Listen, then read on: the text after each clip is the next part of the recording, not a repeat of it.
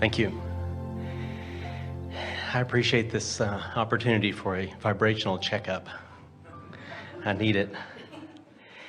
Like most of us, I get a lot of your references to relationships and the emphasis on not being dependent on another to meet your needs. And I get that. Because they will let you down every time because it's not their job. Right. And I get that, especially early on. It first hit me with vis-a-vis emotional needs and not looking to somebody to make you whole, that kind of thing, because I had had that perspective through the years.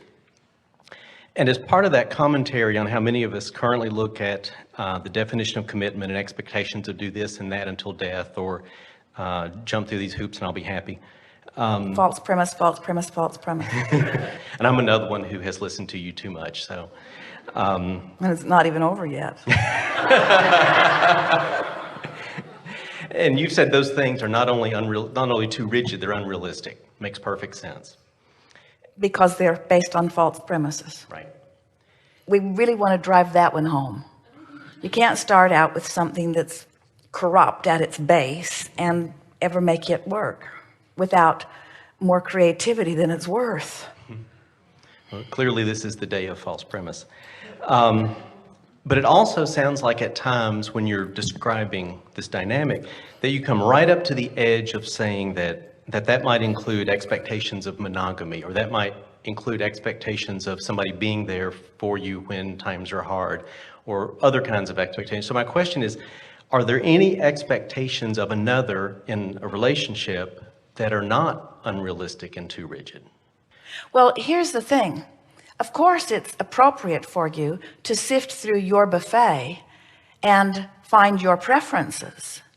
What's screwy is picking one person and asking them to match your preference, rather than put your preferences over there in your vibrational reality, let law of attraction bring it all together, and then you go and reap the benefit of what you've sown. That's quite different. In other words, you of course get to selectively sift. You get to choose with great definition the details of what pleases you, and every bit of that is wonderful. Just don't ask that person now to be all those things. That's what gets screwy. Let your vibrational escrow percolate, and you do your best to give it your undivided attention so that you become a vibrational match to it. And then when law of attraction brings all of it together and brings you, because you're a match, together with it, then there aren't any bugs to work out. But what you are describing goes more like this. You sift through the data and you define what you want, but you don't work on becoming a match to what you want. So you give your attention to what you've got. In giving your attention to what you got, you're not a vibrational match to what you want. And now you say, I'm not disciplined enough to look at what I want. I'm looking at what I've got. So I guess you need to change to meet all my expectations. If you'd be like that, then I'd be whole. That's what goes screwy. Don't ask the person or people that helped you to define what you want to become what you want so that you can have what you want. Ooh, that was so good. Instead, let them be the step one part of it. Use your willpower and your decision to focus upon what you want, and then the universe will bring you what you want. There are so many people who are going about it from a flawed premise, backwards way, where they say, I'd feel better if you'd act more like that, and I resent that you don't love me enough to try.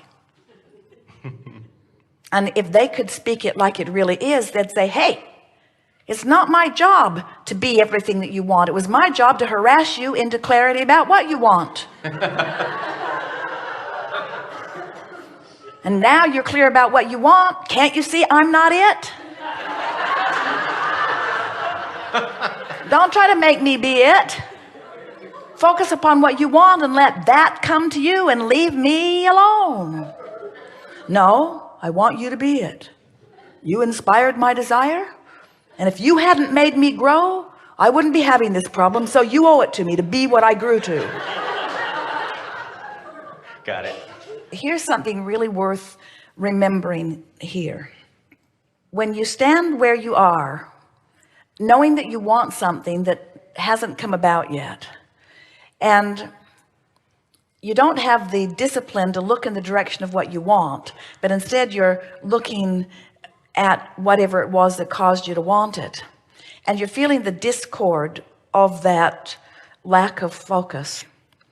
There is a very powerful tendency, without even knowing it, to let what you've got be the catalyst that trains your vibration.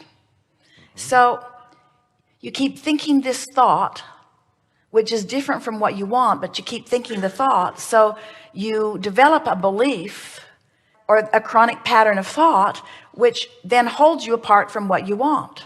So the best way we have of describing that is, let's say that you are interacting with someone who causes you to want this, and if you could give this that you want your undivided attention, then you would stand there and the universe would have to deliver to you that, so that it is really a common thing that someone who wasn't giving it to you now gives it to you, because you've lined up your vibration, and so anything less than that is illogical.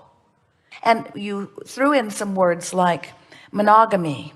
If you are someone who wants that, and you are interacting with someone who doesn't, or other way around, it doesn't make any difference, you want it and they don't, and you focus upon what you want and why you want it, the universe has to bring you what you want.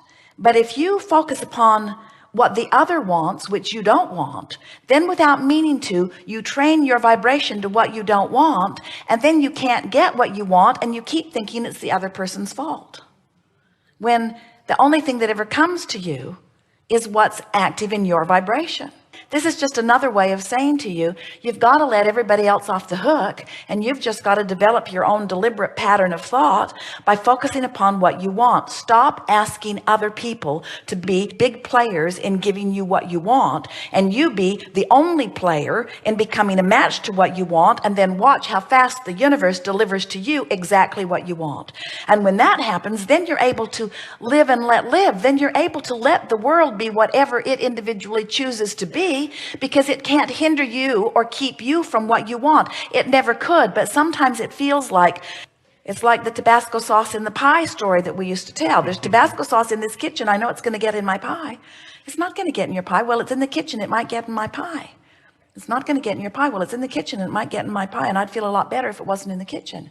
Get it out of the kitchen so it can't get in my pie. Oh, look, it's in my pie. I told you to get in my pie because it's in the kitchen. And we say it didn't get in your pie because it's in the kitchen. It got in your pie because you can't get your eyes off of it. It got in your pie because you keep talking about it, keep activating the vibration of it. It really is more irrelevant than you think what the other people in your life want. But what is relevant is what you think they want. So if you could just eternally look toward what you want and disregard everything else, the universe would have to give you what you want, and in so many more cases than you would believe from where you currently stand. Often you can get exactly what you want from the components that are already present in your life. You don't have to go to a whole new place. You just have to chronically define a whole new vibration. Got it. Yes. The relationship between your expectation and what you're seeing is the only thing that you ever have the ability to feel around. We just wanted to get that premise established. Okay, thank you. Yes, indeed.